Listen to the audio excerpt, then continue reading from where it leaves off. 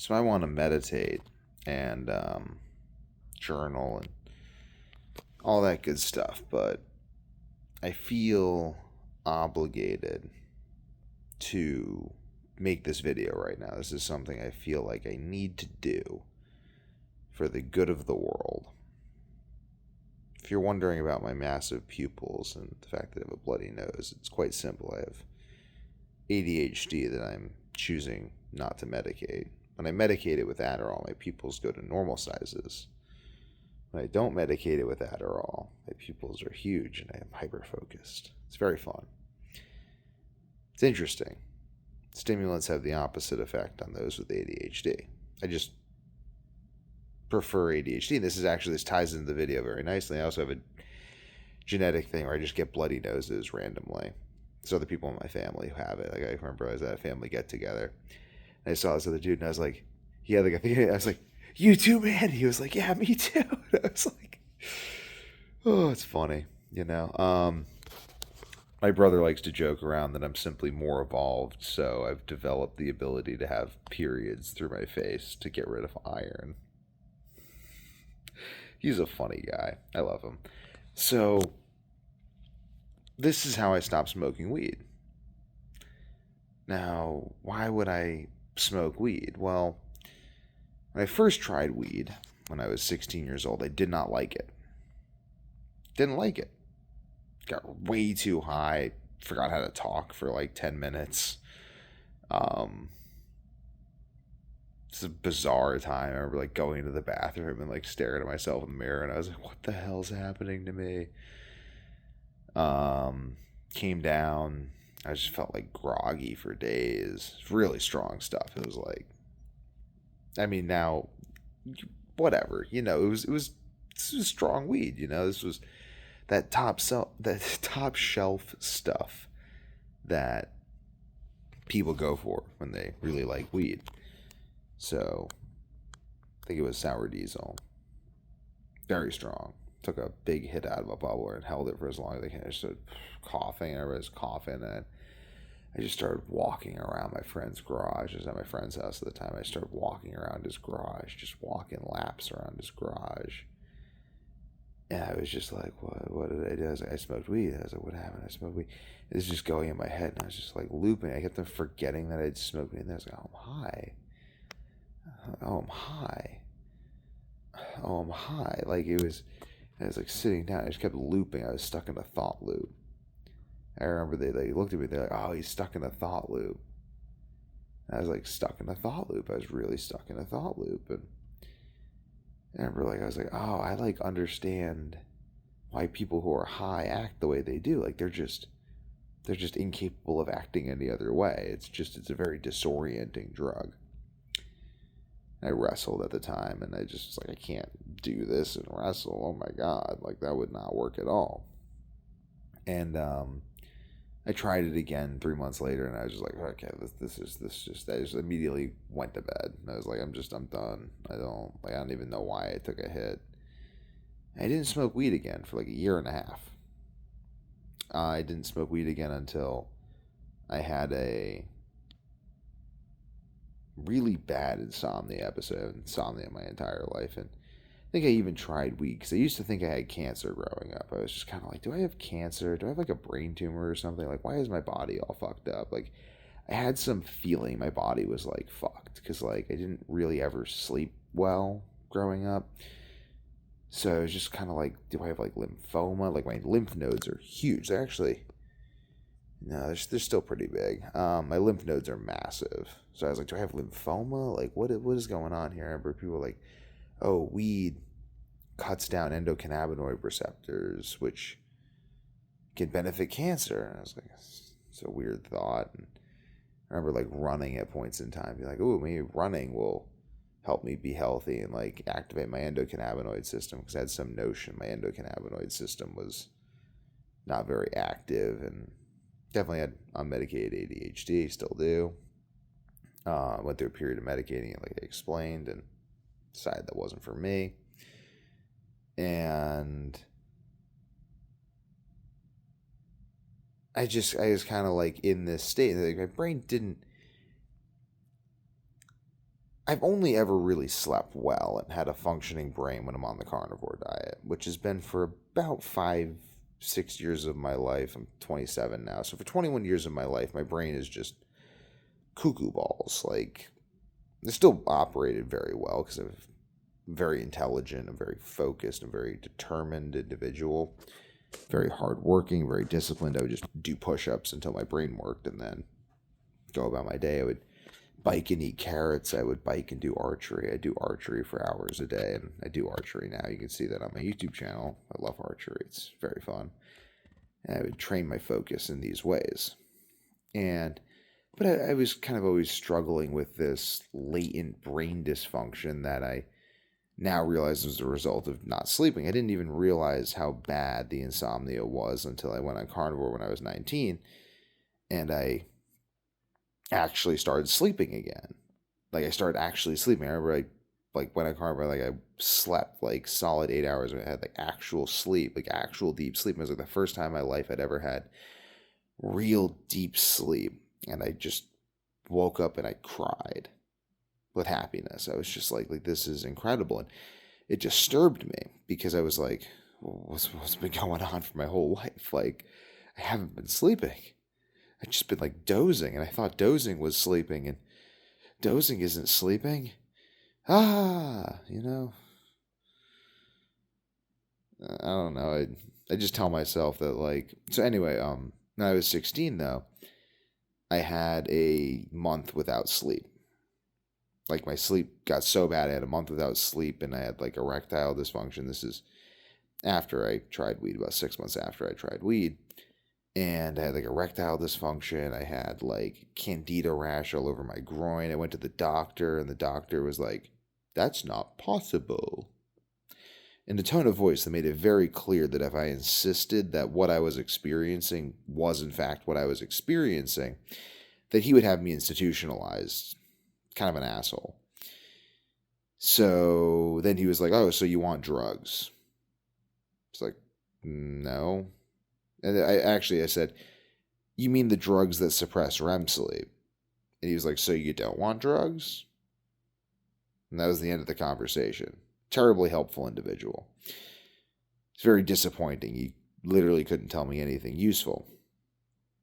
Later on, I discovered that the American Heart Association's guidelines for sodium were completely off. I now consume like 20,000 milligrams of sodium a day. I consume tremendous amounts of salt, and I feel better than I've ever felt in my life. At that point in time, I was consuming about 2,000 milligrams of salt a day, 3,000, 4,000. And I think that was one of the primary reasons I had the candida rash. Like, my body just simply could not function with that little sodium. Because I was wrestling at the time. I was very active as an athlete. And I just wasn't sleeping. And it was just horrible. I was a junior in high school, and I would just, at a car, and I would just sit in my car in parking lots, and I'd just scream for like an hour. Just let all the emotions out. Just like, like,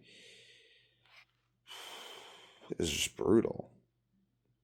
Couldn't sleep at all. Even after the month, I was getting maybe like 4 hours of sleep a week. And I couldn't find anyone who could help me with this. There was no one who could help me. I didn't want to take drugs because I knew the drugs didn't work, because I already knew I had sleep problems from when I was 12. So 12 to 16, I researched everything I could about sleep. And I used to say, people just tell me what's on the first 20 pages of Google. Because I already read everything on the first 20 pages of Google. That was like one of the first things I did. Sit up all night, and I'm like, well, maybe there's something on the first 20 pages of Google. And then, why only the first 20? Well, because I actually read the first 100 pages of Google, but after the first 20, it just gets really repetitive. So I didn't really think there was much point in just reading all of Google, because it was like very repetitive after the first 20 pages, but I continued to like 100 pages, maybe a little more, It's very thorough. And I still am very thorough. So eventually I just decided to research people with brain tumors who had survived having brain tumors, because I figured that there was a lot of similarities between having a brain tumor and not being able to ever sleep and having erectile dysfunction. I stumbled on Christopher Walker, who has a website, Anabolic Men. had a tumor on his pituitary gland, which prevented his body from producing testosterone. He had to learn all about hormones and get his hormones restarted naturally because he didn't want to take drugs or synthetic hormones. Very intelligent of him. And I implemented his methods, which are primarily metabolic. And lo and behold, my sleep started coming back. It's like, oh, it's nice, I don't have to die. It's like that line from Genesis. It's like, go to Egypt and buy grains so we can live and not die. It's like, go find people with brain tumors and try whatever help them survive so you can live and not die. And lo and behold, it worked. And now I'm going into my senior year of high school, and I mean, I had some wonderful woman, not nearly as wonderful as my wife, not even, couldn't hold a candle to her, but I had some women that were interested in me in my junior year of high school, and I tried to have sex with them, and I couldn't because my penis didn't work. It's happened a few dozen times. It's very demoralizing for me at the time, very upsetting, and a lot of like crying, and they're just like, "Why don't you like me?" And I'm like, "I promise I do like you." And they're like, "Are you gay?" And I'm like, "I'm not gay. I don't know what's wrong with me." It was, great times as a teenager. That's sarcasm. So I don't know. I kind of had like PTSD from this, so I started smoking weed a bit to see my life outside of the PTSD cloud that had sort of settled around me. And I'd smoke weed like once a week, twice a week, max, and that worked for a time. I got a little Magic Flight launch box, and I would vaporize it. I would meditate, and I'd listen to music, and get star blasted, and kind of lay down in my bed and like think about my life. And it kind of allowed me to get a little perspective on things. And I was like, okay, like I could stop feeling as though I was constantly suffering in the past, as PTSD makes you feel. I have PTSD. I meditate all the time to keep my HPA axis regulated. I have to. That is the meaning of the tattoo on my arm, is to meditate. That is one of its many meanings, but that is the instruction. I mean, why add to my body? My body is perfect. Why add to it? What does a tattoo add to my body? Well, it adds a reminder to breathe, because that was lacking. I needed a physical reminder to sit down and breathe every single day to feel regulated, or I become incredibly dysregulated and I just stop sleeping again. Actually, it's pretty bad. Like I literally, my brain is so fucked up at this point that if I don't meditate every day, I will become so agitated from PTSD that I lose the ability to sleep. And I've had 2 other insomnia episodes of equal or greater severity. I'd actually say greater severity since then, when I was 16. So I already had really bad PTSD, and it only got worse. Much, much worse. I like to not even joke. I was telling my mother the other day that I am either a god or I am dead, because all my humanity has been stripped away. I just read the Odyssey and I think to myself, these ancient Mycenaeans would have understood me, and it makes me feel sane. Hey, it's out there though. I mean, if you got PTSD, read the Odyssey, do jujitsu, meditate, get an esoteric tattoo and meditate on it every single day.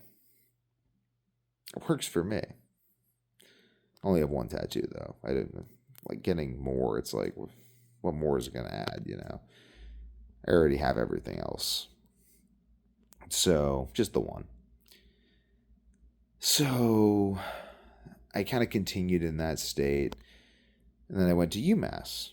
I wrestled really well my senior year, and I got really I let go of attachments, and I just would let go of attachments, let go of my ego, and perform wonderfully on the mat. It was beautiful. And then I went to UMass, and I knew that soy had something to do with insomnia, so I only ate the soy-free allergen-sensitive food they had there. And well, lo and behold, I completely lost the ability to sleep. And it completely destroyed my gut. That was the last time I had solid poops until the last 6 months. So I went from the age of 18 to 26 without having solid poops because my health was completely destroyed. And lo and behold, when I called all of the manufacturers of all the food that UMass sold, I found out that the spray that they spray on every single thing they serve is soy. Yeah, the school that prides themselves on their chemical prowess evidently can't label soy free allergen sensitive food properly because they literally spray it in soybean oil. But I was assured that it didn't count as soybean oil because it was refined.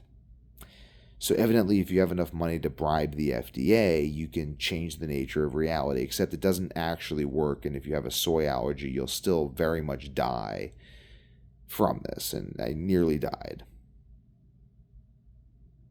I had to nurse myself back to health, and it didn't even work. I tried all the same stuff that I'd tried. I made my own food. I brought my own cookware, and I lugged it up 2 floors to the kitchen in my dorm, and I cooked my own food. And I nursed myself back to health. And it still didn't really work, though. I was still only sleeping 4 hours a night, if that. But I could sleep, though. It was possible for me to sleep, whereas I really didn't sleep for over a month. I really didn't get a single wink of sleep, no matter how much weed I smoked. And that was when I developed the idea of the insomnia demon. I was like, well, all of my thoughts are suicide. And if I go to the doctor and I tell him I'm not sleeping, I already went to my other doctor, the doctor I'd had since I was a baby, the doctor who cut my tongue tie. And he didn't believe me. So there's no way these UMass doctors will believe me. And then they'll ask me, well, are you suicidal? And I'll just be raving because I haven't slept in a month. It makes you insane. And they'll just see this crazy person and they'll just institutionalize me, and they'll put me on drugs I already know won't work, and they'll feed me food that I suspect is killing me. And well, I think this is where fatal insomnia comes from. I think they're just literally killing people through sheer ignorance and incompetence. And this is why I talk about taking over the world and why I'm kind of aggressive, because as you know, anyone who tells a doctor that they're wrong will blackball that they'll blackball that individual. Like the guy who told doctors that they should wash their hands after touching corpses before delivering babies. Well, they blackballed him. How dare he imply that the hands of a doctor, the sacred hands of a doctor, were causing illness or death? How dare I imply that institutionalizing people who claim to be experiencing insomnia of an extreme variety and then forcing them to take drugs that the literature already indicates don't work, and giving them soy, which we know causes lesions in the brains of mice.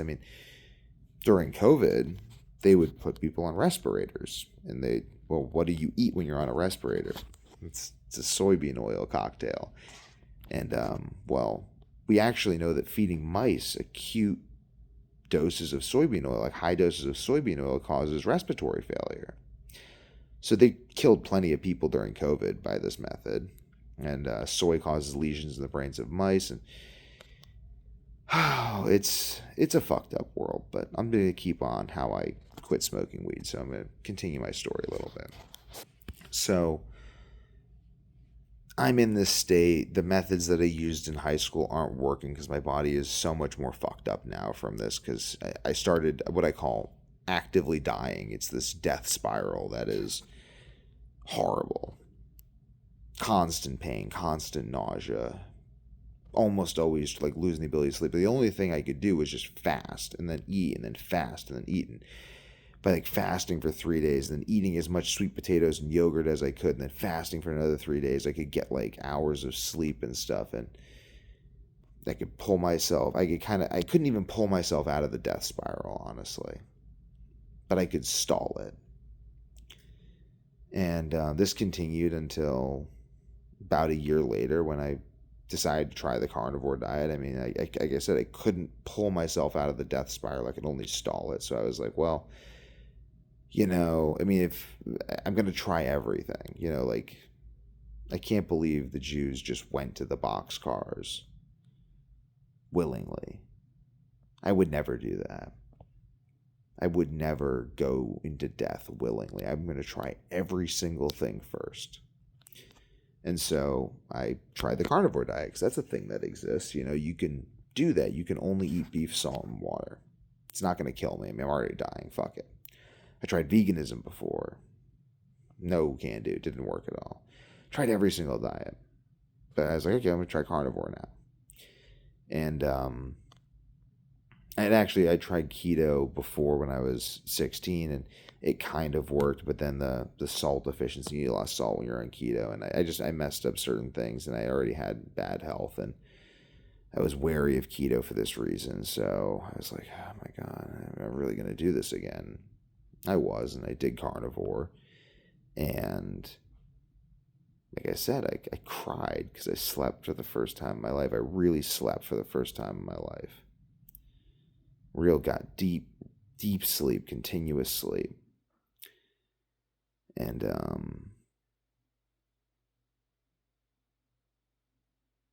I think I stopped smoking weed for about a month or two there, but I came back to it. My gut was messed up. I had constant diarrhea, even though I was on carnivore, but I could sleep. My brain was all messed up. I had PTSD, but I could sleep. I'd go periods of time, like a week or two here, there, 6 months here or there, without smoking weed. But I just go back to it because it was like this itch that I just couldn't get rid of because my gut didn't work. I mean, I know this now, but at the time I couldn't really figure out this behavioral problem I had with weed. I mean, I was drinking energy drinks, and I now know that artificial sweeteners in energy drinks are a major contributing factor to irritable bowel disease, because I've done a lot of health coaching, and every person I've met who has irritable bowel disease has a history of consuming artificial sweeteners. Just interesting coincidence, I'm sure.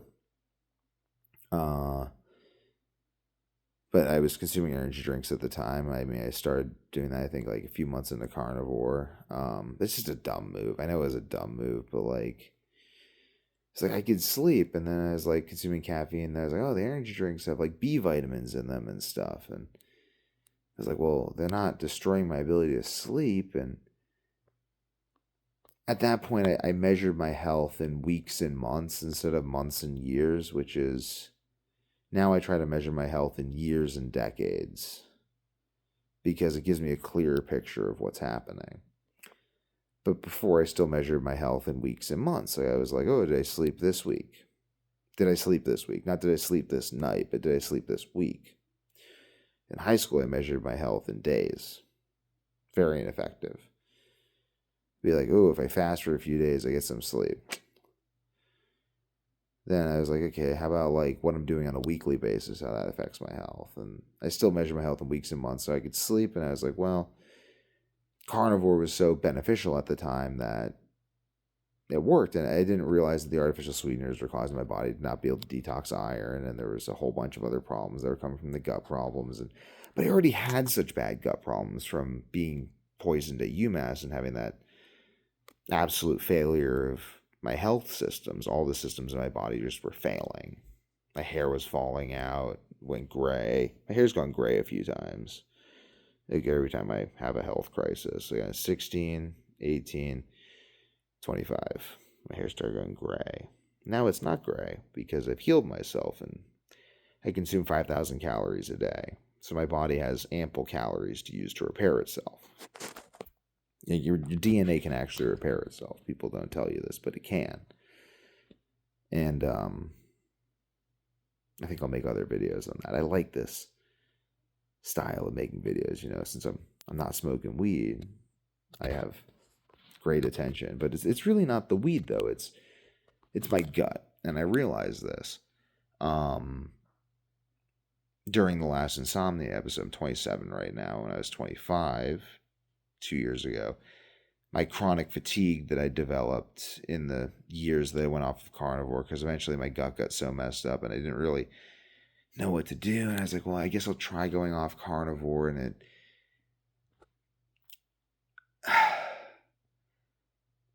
I could get into it, but I mean, like, if I'd had learning to trust myself and learning to trust that I really do know better for myself than the whole medical establishment has been the key to my survival and improved health. Just has. I was like, oh, because when I was 22, 23, I was like, I said 22, I went off of carnivore because the energy drinks had, and the energy drinks and basically just the cumulative damage. Again, the death spiral, I don't think really ever stopped after UMass. I think that death spiral continued until I was 24. I think carnivore slowed it a lot, but my gut was destroyed, and so my body could not detox iron, it could not detox plastics, it could not detox anything. And if you can't detox, well, your body has to hold on to iron in order to get rid of this other stuff, and then it stores iron in your bones, it stores it in your liver. Right now, I'm taking very, very high doses of vitamin D in order to be able to sleep, which I believe is indicative of toxins stored in my liver. And also the fact that when I go to Florida and I get sun in Florida, I don't need to take these very, very high doses of oral vitamin D because the conversion pathway on my skin is different than oral. Just simply is different. So there's a lot of reasons why I understand that this has happened, and you could look into Andy Cutler Detox Protocol. You could look at my channel. I talk about all this stuff, but I've come to understand that the process that was really put into place by that episode at UMass, I never really pulled out of that until 25 to 27. It took 2 years. 2 years of pain and suffering and misery. But not really misery, because I was killing that insomnia demon, like that demon I mentioned back when all my thoughts were suicide. That demon that wasn't me. I mean, I didn't want to kill myself, so how could all my thoughts be suicide? Well, there must be some other force that wants me to kill myself, and I decided then I was going to kill that demon. It was going to die with my boot on its neck. And I don't know, God exists outside of time, so from God's perspective, I've already done it. I think my life itself is the killing of this demon, like Apollo slaying the python. So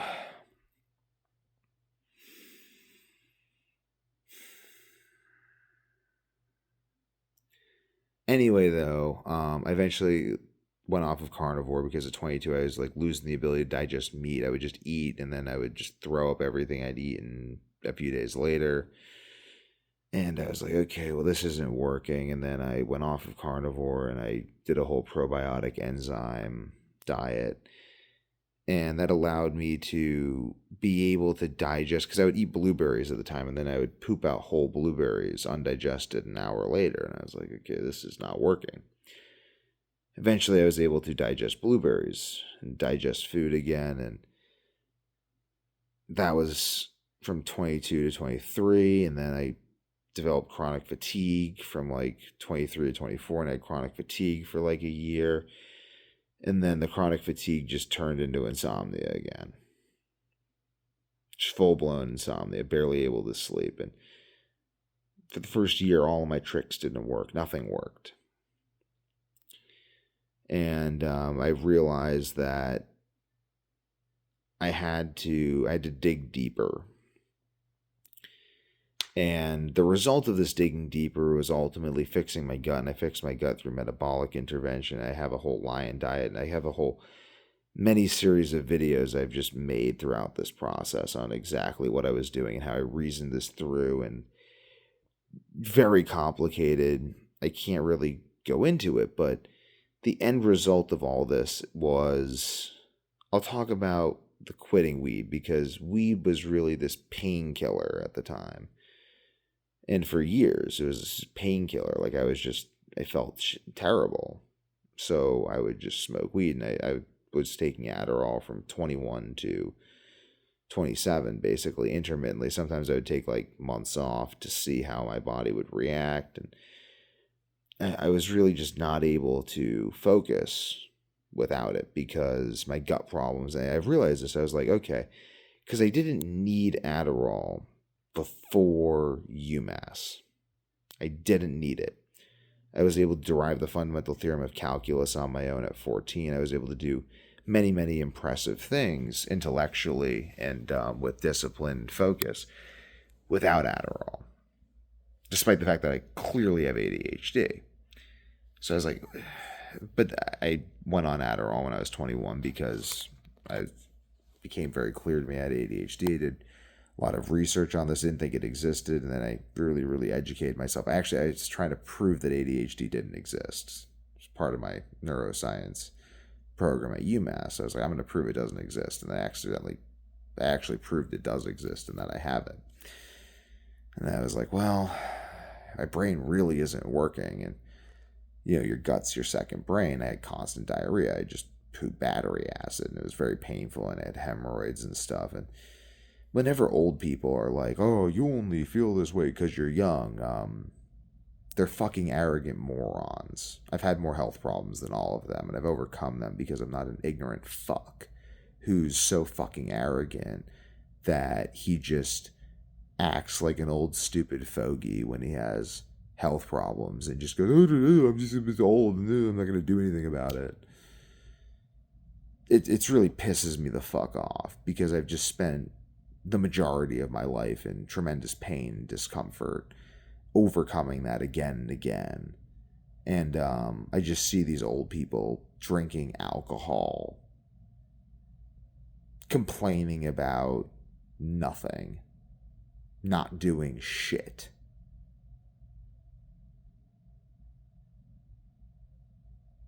And if they want to do that, then I can call them old stupid fogies who live moronic lives of absolute pathological stupidity and arrogance.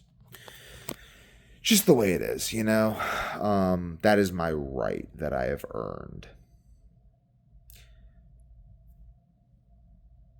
Seriously, I mean, they just tell me that I only feel this way because I'm young, because they haven't bothered to look at the man in front of them and see what's there. So whatever, I don't know. I try not to be angry about it. I'm not really angry about it. I'm just saying these things because they're factually true. Just is what it is. If they want to be different, then they can be different because honestly, it would be very easy for them because they're not struggling like I am. They haven't, I'm not struggling right now at this particular moment, but for the past few years, oh my God. So I'm just going to call a spade a spade. Like I'm just kind of, I don't know, maybe you can tell I've kind of had enough of the general complacent bullshit of this world. I'm going to do something about it. I'm going to weaponize the incompetence against itself. But before I do that, I must describe what it actually is. Because again, these stupid old people have made a world that causes this to happen to me and many other young people that I've worked with. So I put this out for the young people that are dealing with these assholes who are telling them that what they experience isn't real. And I want to say this in the most accurate words possible for them so that they don't have to doubt themselves like I did. Because it's horrible.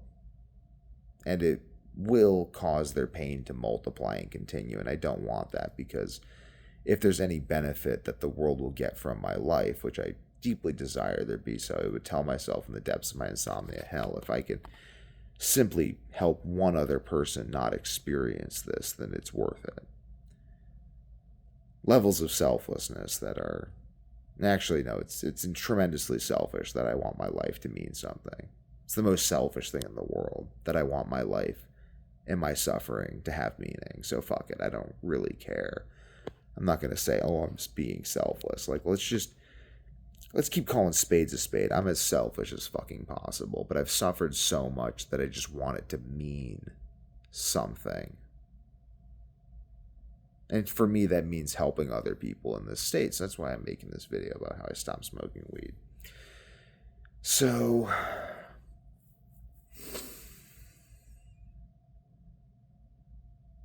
anyway, yeah, all my tricks weren't working, and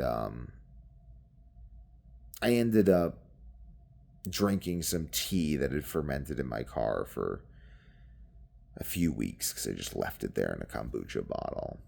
I think I even have the video on my YouTube channel somewhere. You can look it up. Maybe called Drinking Spit Tea or something. I've got videos on that.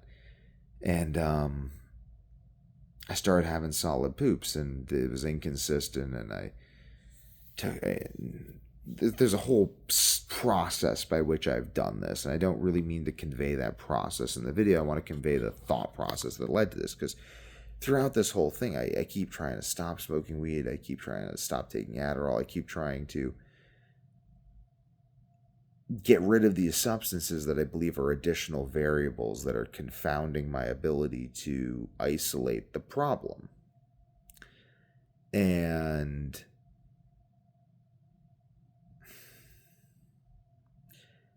I feel bad for being so aggressive towards morons who really can't know better, but my desire to help suffering people transcends my empathy for morons. And besides, I seriously doubt that they'll even watch this far into the video. It's I don't want to make people feel bad for being stupid and for having great health that they poison with alcohol while looking down on other people, but factually though, they should feel bad because they are stupid.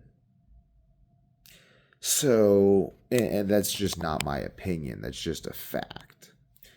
So, yeah, my gut was destroyed, and like, this destroyed my focus, and this made me feel constantly in discomfort, because the gut is the second brain, and my brain was very uncomfortable, and I would regulate this with weed and Adderall, and I went into paracetam at points in time, and I was really trying to figure out like at points in time, like, why do I keep smoking weed? And I think this is really like the message of the video I want to share is like, if you're someone who continuously smokes weed and you just want to stop, then I would say that weed is probably not the problem. Weed is probably a symptom of the problem, because that's really what it was for me, and that's really what I want to convey with this video, is that weed was not the problem. Weed was a symptom of the problem, and the problem was my gut was completely destroyed because my health was completely destroyed.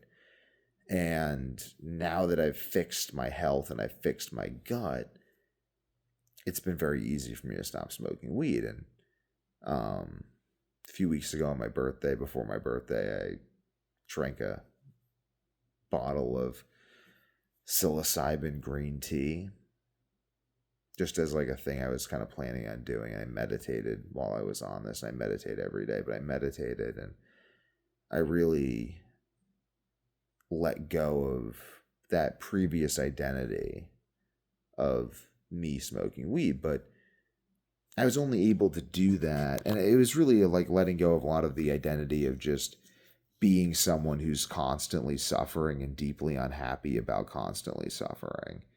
But before I did that, though, I had to get rid of the suffering. I had to get rid of the gut dysfunction. I had to get rid of the health problems, the insomnia. I had to get rid of all of these things. And, I mean, I tried to use psilocybin to quit smoking weed before a bunch of times. Like, that doesn't just work, because it was a symptom. It was not the problem. It was a symptom of the problem. And addressing that root cause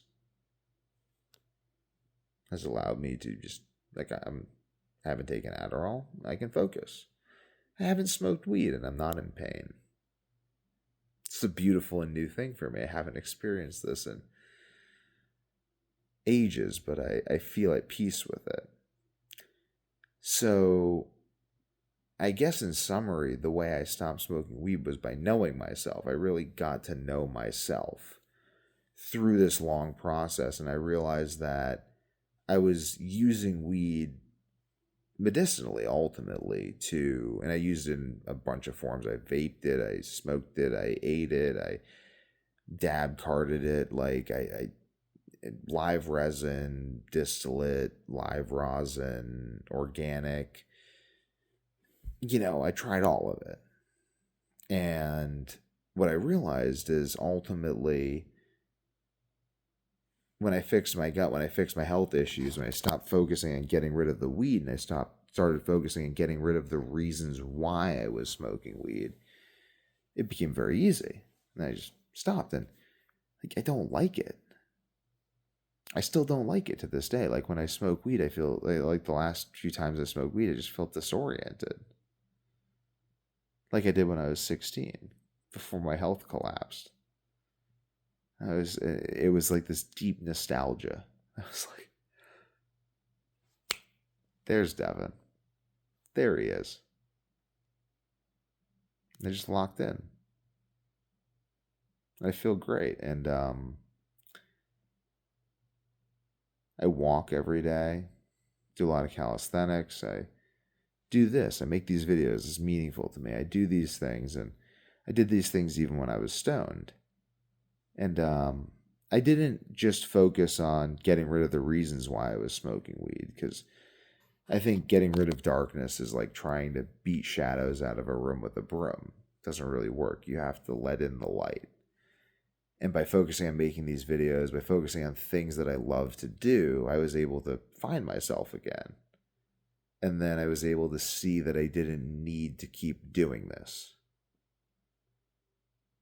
Or I was able to map out a path to become someone who didn't need to keep doing this, which was really just becoming myself again. And I think this is why I felt such a need to make this video right now. Like, I've stopped smoking weed. And, I've stopped smoking weed for months at times and stuff. And I've used my willpower and all this stuff. And I convinced myself that I didn't want to. But this time's different. You can go back and watch all my YouTube videos. You can see this.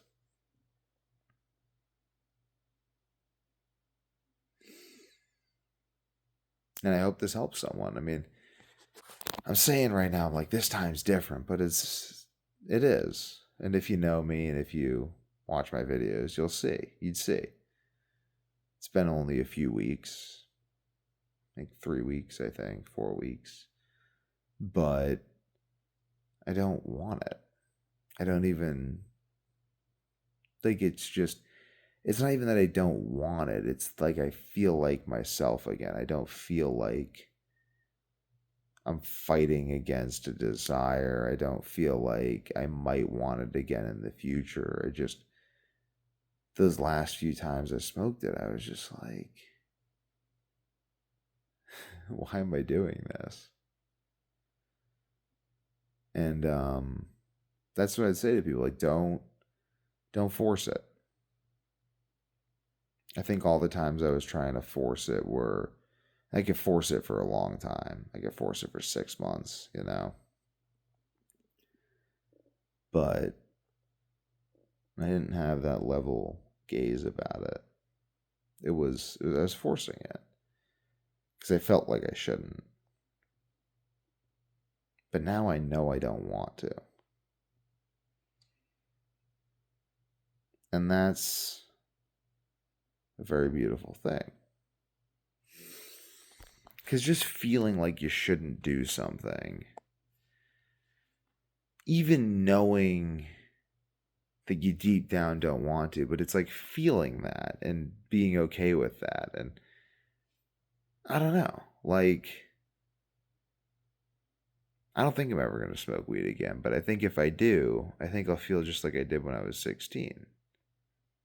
Why did I do this? I'm all disoriented now. I gotta get my focus on. Come on, let's take a cold shower. I got to get back to wrestling. Because not only do I know what I don't want to do, I know what I do want to do. I want to make these beautiful, long, articulate videos. I want to spend wonderful time with my wife and children and family and friends. And I know I can do this. I do this. And it's a sort of integration that is, I haven't felt it before. I haven't felt this deep integration before, and that's why I feel the need to make this video. Not because I want to share a success about, oh, I stopped smoking weed. It's not a success. Smoking weed was a success because I was successfully medicating symptoms that I really had. I was successfully medicating PTSD that I really have. But now I've integrated myself. And that's different.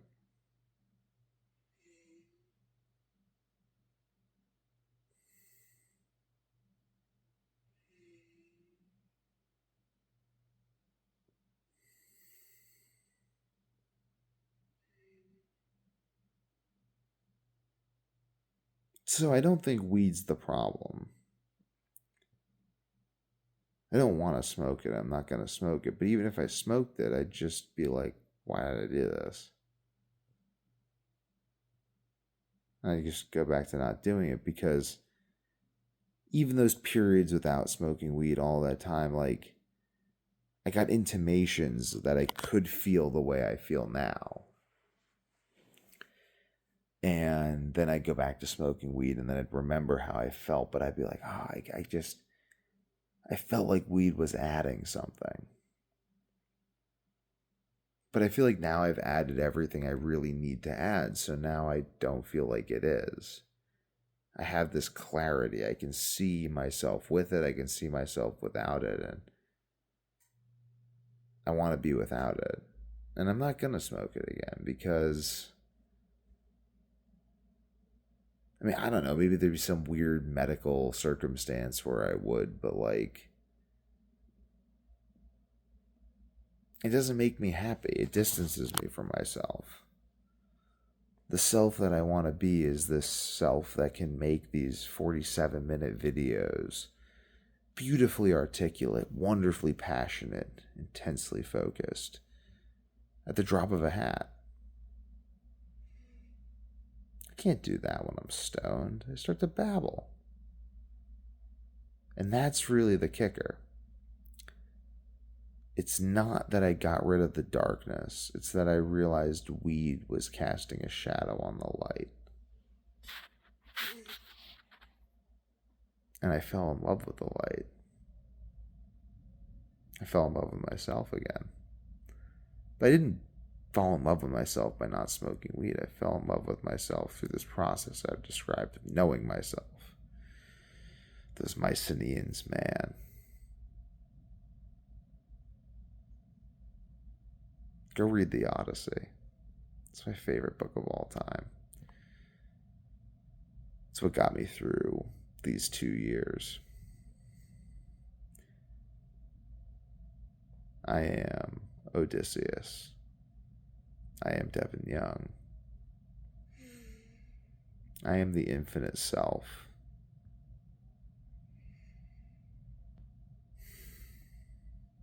What a life. What technology. What possibility. I hope that I've given you a gift. I sincerely do. I'm going to go meditate now and probably eat some fish eggs and raw liver and drink some collagen.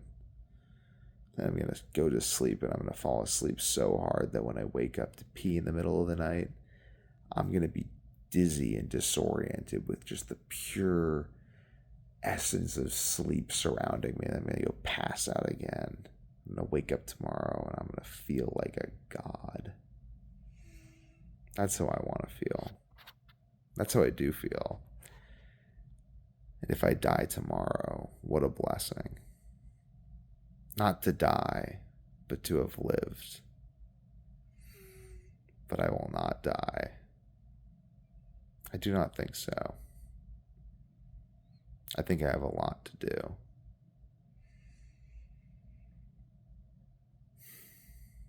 So without further ado, I'm going to begin to continue the life that I have been living.